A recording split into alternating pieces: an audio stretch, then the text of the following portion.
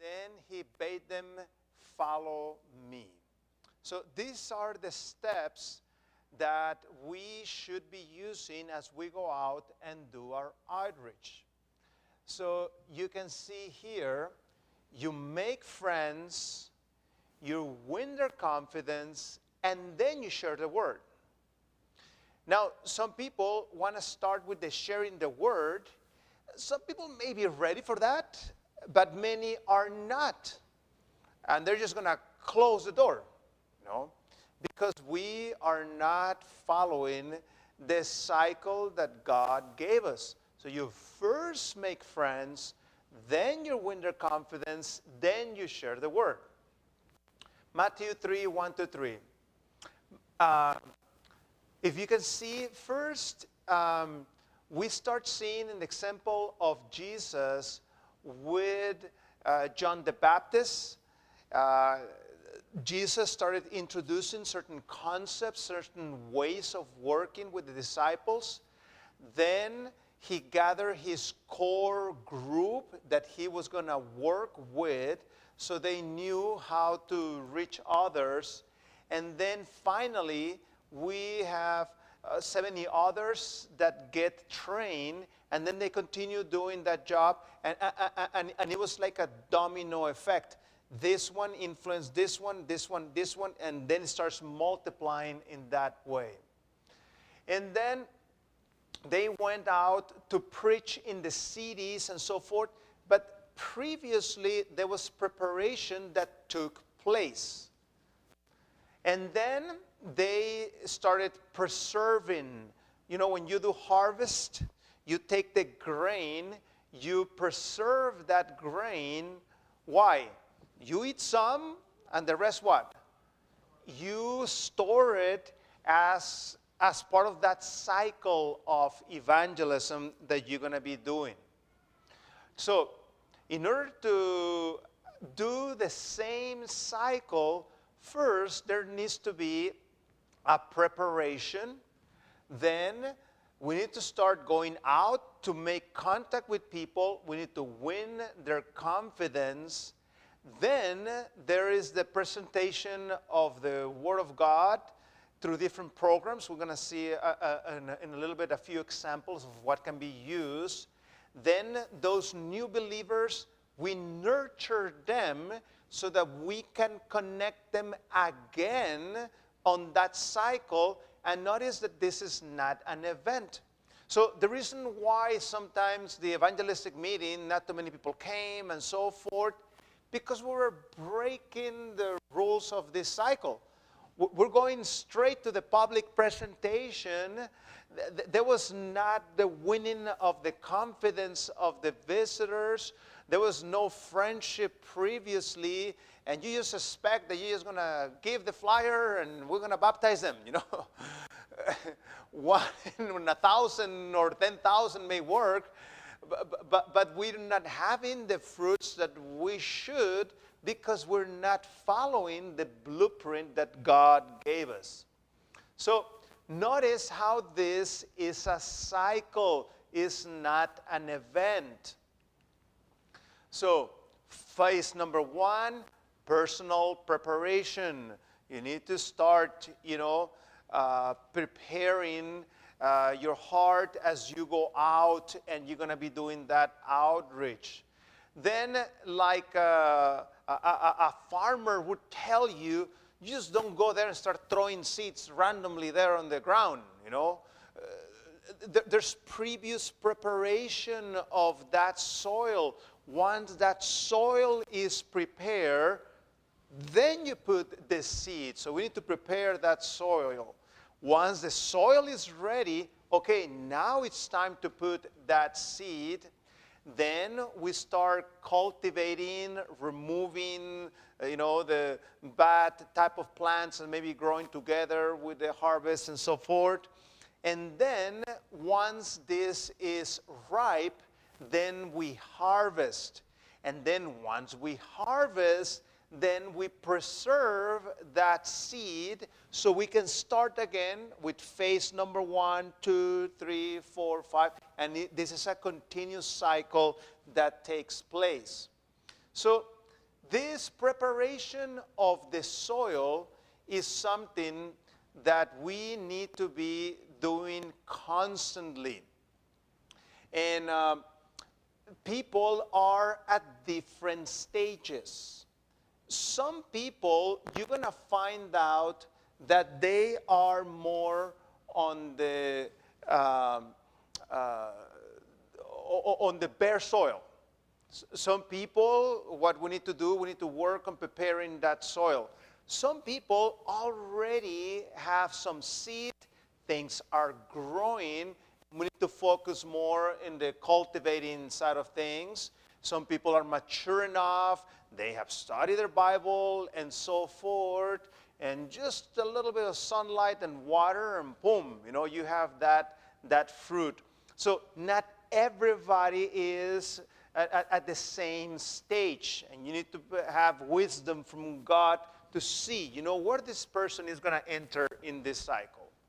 So again, you plant the seed, you cultivate, you harvest, you prepare, and then you win the soil.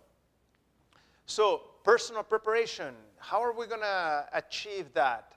Well, we need to have revival, we need to have prayer, we need to have planning as a church. You get together, you pray, and so forth. You start bringing trainings, like exactly what's happening this weekend as you prepare the members for action. And then you start developing that mission, that vision of the church for the work that is ahead of us. So, what are some of the harvest indicators? Well, what we need to do, we need to start observing. The Spirit of Prophecy says that as Jesus was preaching, he was watching the countenance of the people that were listening to see how those darts of truths were causing conviction in their hearts. In preparation of the soil, what things can we do? Well, we can do things like friendship evangelism. Start doing things in the community to make friends. We start doing programs in which we do inroads in the community. For example, Weimar has an excellent program called Total Community Involvement. You can Google about it.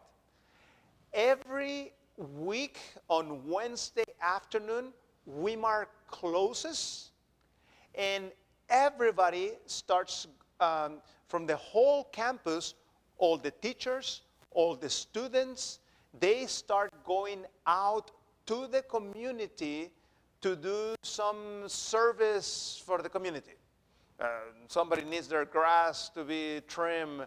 Somebody has a wall that needs to be painted. Somebody has some wood that needs to be chopped and so forth. So they go out and meet the needs of the community. Something great to do, by the way, here as a church. You guys can get together and go out and try to see, what needs are there in the community. And that opens so many doors in which they can, pray with them and so forth. They start making friends with them. If they come and help, tremendously somebody, next time when they come and say, hey, by the way, we have a program that we would like to invite you, well, more likely that you're going to say yes, isn't it? Now that you met those needs. And then advertisements, being door-to-door or through mail and so forth. And then we need to have positive relationships with our neighbors. In fact, there's a good indicator of what type of impact a church is doing in the community if you ask the question, if the church were to be closed, would your neighbors miss you? That's a good sign what type of impact you're making in the community. As a result of this program, the one I'm telling you in Weimar, because every single week that happens, every week people are going out and touching lives. I'm telling you, there's many people happy with Weimar, And again, there's growth. Some people are going to take longer, but still, some of those prejudices and so forth start to be teared down, and the person starts growing. And then planting of the seeds. What do we mean by planting of the seeds? Well, sharing your testimony. Your testimony is powerful. Tell your story how you met the Lord. Nobody can say, oh, that's not true. No, it's your story. You experience that. It has a powerful impact when you share your testimony with others. Drop-off Bible studies.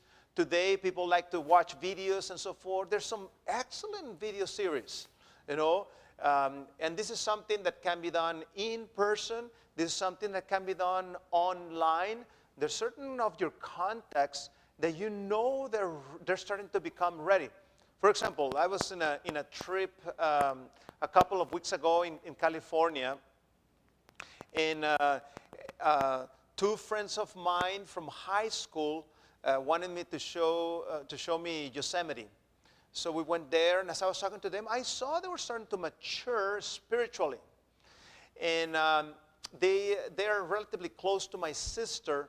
So then I connected them with my sister and told them, look, my sister at the moment likes to do these Bible studies. Would you be interested in participating? Man, they were happy. They were so happy, to connect and start Bible studies with my sister. So again, where are they? You need to measure where that plant is. Then you know what that step. Small groups, that's something that is great to do, in your community. Some of you, I know, come from faraway places to church here. Well, in your own church, in your own home, you can start announcing from people from your work, from your neighbors and so forth, that you want to start a little small group in your church, in your home.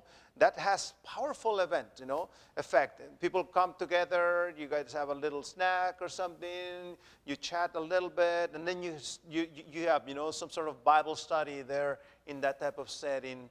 Distributing books and literature is something I do quite a bit. I have a lot of literature there, and as I'm going to in my work and so forth, I see sometimes, I can say very much there's a need there. Look, read this, this is going to help you, and so forth. So what do you have in your car? You have some books, tracts, and so forth. We have so many resources today, from the little glow tracts, those little ones, little booklets, videos. Sometimes it's just a card with a QR code. People today, use their cell phone for everything. So you still, check out this video, in your train, whatever. I mean, I was taking also when I was in California, I was taking a train ride from Northern California to Middle California. And there was this lady all tattooed from here to here, And that was the seat, that I needed to sit down with. And I started talking to her and so forth. And you could see how she had some spiritual interests, In fact, by the end of the train ride, she was like, oh, I'm so happy that you sit down with me, and so forth. I prayed with her before we left and so forth, and gave her some follow-up resources. But see, you don't skip the steps, As you start connecting with people, more likely they'll be, be able to be aware and sensitive to spiritual things. Christian radio, Christian television, we have so many resources, Well, things you enjoy, probably other people can also enjoy, So share those things with others. And then cultivating the harvest, how do we cultivate? Think about like your garden. If you've ever done some gardening, you have the seed, and then the plant starts growing up, but then there's all these weeds start growing up and so forth. You have to deal with those weeds. How do we do that? Well, we continue, with the Bible studies. We start transitioning from your home, your small group that you've been meeting on a regular basis. We have special meetings here in church and so forth. That's why programs like health programs are fantastic programs that you can do, so you can bring people to a setting like this. And then you start doing programs in the church that are planned well. And think about, if you're a total visitor, how would you feel if you come here to church? So do programs in which that type of person can feel comfortable. So social programs, seminars, music programs, small group Bible studies, many different things you can start doing here that you can bring those visitors and they can feel comfortable. So in order to reach that, well, we need to start gaining the confidence. We need to start, with those Bible studies and so forth. And then the harvesting. The harvesting takes place when we have programs such as evangelistic meetings, but it's not always evangelistic meetings. It could be in your personal Bible study with the person. As you're studying the Bible with the person, and you can see that there is a strong conviction as you go through the Word of God, then you know that there needs to be an appeal for them to follow the truth. So could be in the church, could be some sort of video programs, could be revival meetings, could be Bible studies that are focused on helping people make decisions.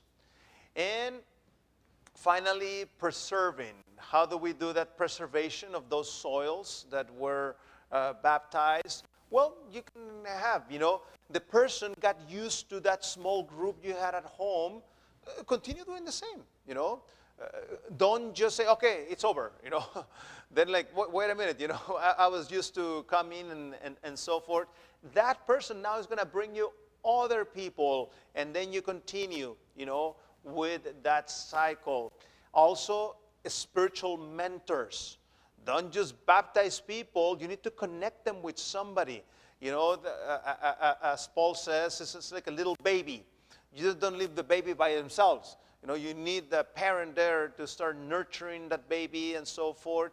That newly convert needs those connections. So if you're good at hospitality and connecting with people, keep an eye with those people that are baptized. Don't let them by themselves. If not, they're going to get discouraged and so forth. So then, why are the results often small when we try to do evangelism? Well, one thing is that we sometimes don't have a good strategy, and we are not planting enough seeds. So in evangelism, as you saw, there's different growths in the plant, as we mentioned. Some need the seeds, some need the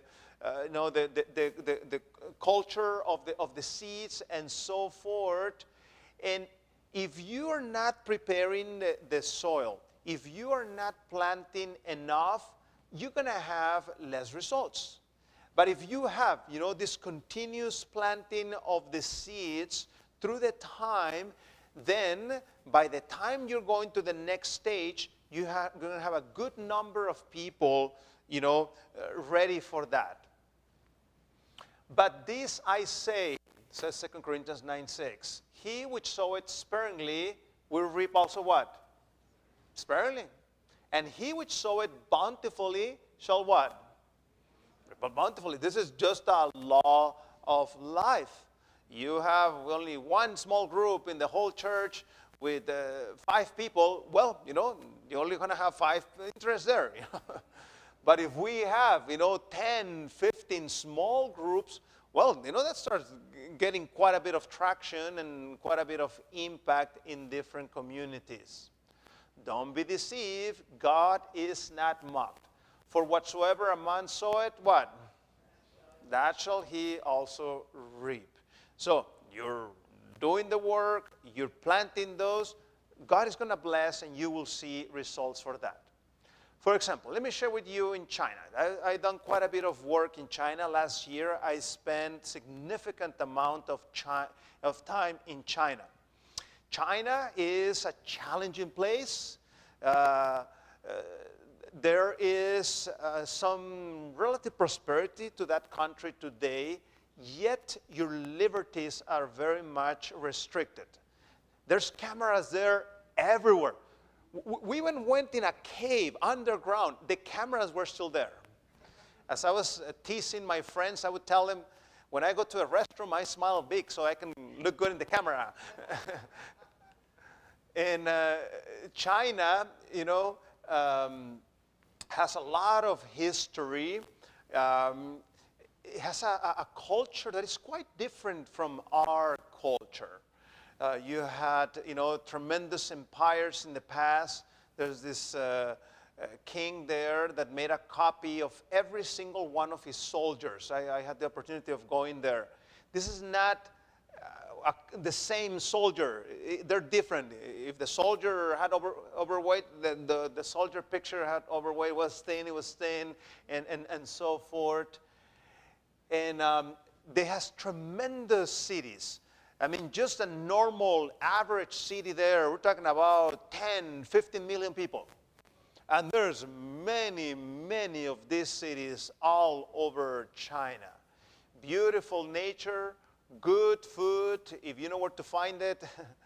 And then also interesting cultural practices such as the Chinese New Year's. That's like the big celebration there, which happened to occur just a few weeks ago. It doesn't match the art calendar. It's different. And I was running, I went to a lifestyle center there and was running in the morning. And then they had this little chapel there type of thing. And look at that. These are all different gods that they still worship in 2026, And I'm telling you, they have a lot of them. One of them that you find everywhere is this one. This is the God of prosperity. So then people bring him, offerings like those apples and so forth. They have the cute version of it. But still, this is the prosperity God. So then they put this fake gold lingots so that they can bring you the gold. That's kind of the idea behind that. And this is a public place, and then you find there that God of prosperity. Do you see his feet there? So then people come there and then touch the feet because supposedly, it's going to give the prosperity there. And things like this you find at the Buddhist temple there. Went to this place where they have all these giant Buddhas. In the bottom, you can see the heads of people. You can see the size of these Buddhas. There's more than 10,000 Buddhas there in that place. And this is also another one. Very often you see it in China, this Maitreya. And also, people have it there. Supposedly it's going to bring prosperity. Yet, God is opening the doors with health evangelism. If you were to go there and say, okay, I'm going to have an evangelistic meeting, man, they'll kick me out next morning, But with the health message, you can have an entering wage.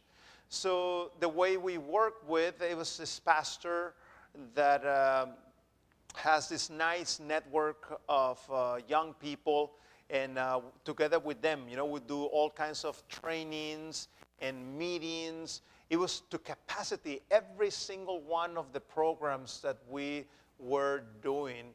Lots and lots of interest that they're doing. So, as Ecclesiastes 11 says, in the morning sow thy seed, and in the evening withhold not thine hand, for thou knowest not whether it shall prosper. either this or that, or whether they both shall be alike good. So you cannot say, oh, I'm not going to give it to them because it's not going to work. He says there, you don't know. Put the seed and let God, do the results. Like in the train ride, I could have seen this lady all tattooed, say, oh no, she's not interested, she's very secular and so forth, and lost an opportunity there, So you never know as you throw these seeds. So the idea is to do multiple programs, and then we're going to start funneling that interest, and then we start seeing the results. Reason number 2, it may not grow. We forget that the seed is in the harvest.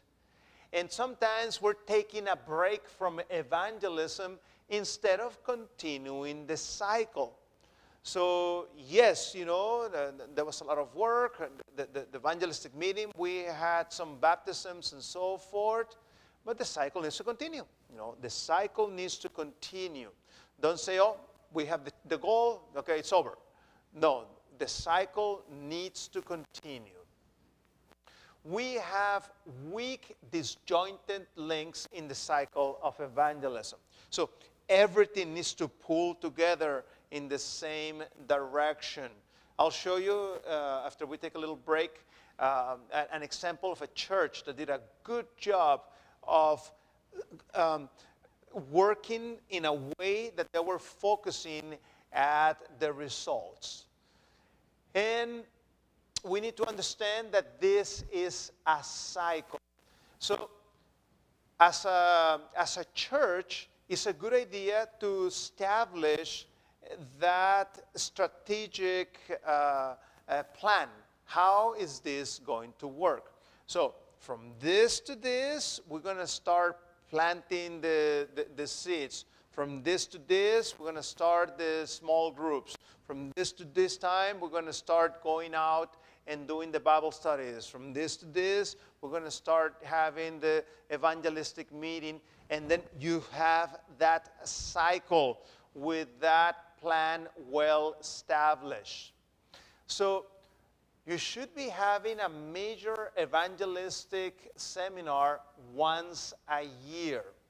You can have a small one, more of like a revival type of program, like every 6 months. That's a good guideline. And have that plan well established. Communicate that plan well to the whole church so they know what is happening, when is happening, and get as many people involved as possible.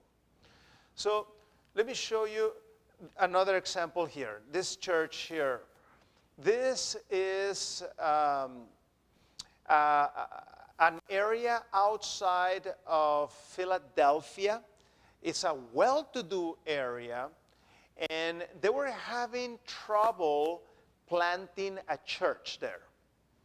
So it's called Springfield, Pennsylvania. And not many things were working to interest the people there from the community. So we started planning and praying about it. And I told them, why don't we start doing some dinners with the doctors, programs? So they said, sure, let's do it. So we made a nice, attractive advertisement.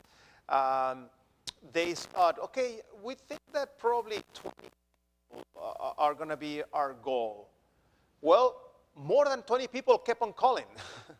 Hey, I want to participate on the program, Unfortunately, because they had only made provision to 20, they had to turn away, all the other 20 people that were interested.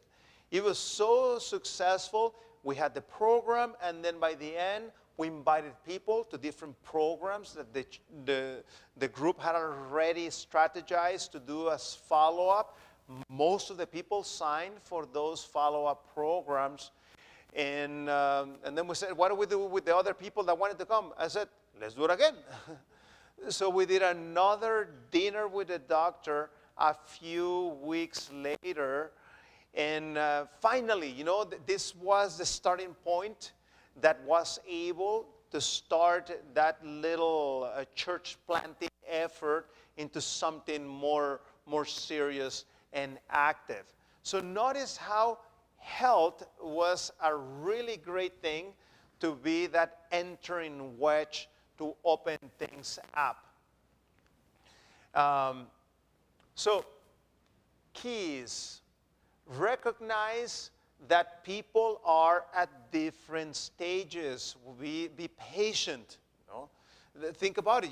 Somebody that grew up as a Hindu, all these things are so ingrained in them. It's going to take time, for them to see the whole process and so forth. To keep this cycle repeating frequently. So, in summary, we need to follow Christ's method.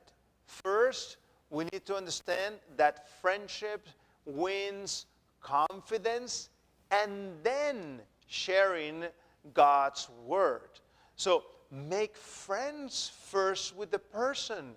Get to know them, connect with them, meet their needs, and then they're going to be ready for you to go into the next step.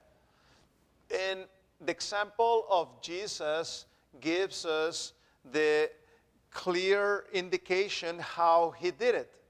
Prepare, preach, and then preserve. And sharing God's word is like planting a garden. Once you plant 1 year the garden, the soil becomes quite nice. The next year is easier, because the soil is much more receptive. The same thing happens with church. As you start making that part of the church culture, that passion for evangelism start getting easier and easier. And if you start following this year after year, you're going to see how things are going to start getting easier and easier and easier. So let's go ahead and take a 10-minute break, and then I'll continue sharing how, in practical terms, how we can start establishing that cycle of evangelism. So get up and go to the bathroom and so forth. Don't just stay in the seat so you can move a little bit the blood there in the brain.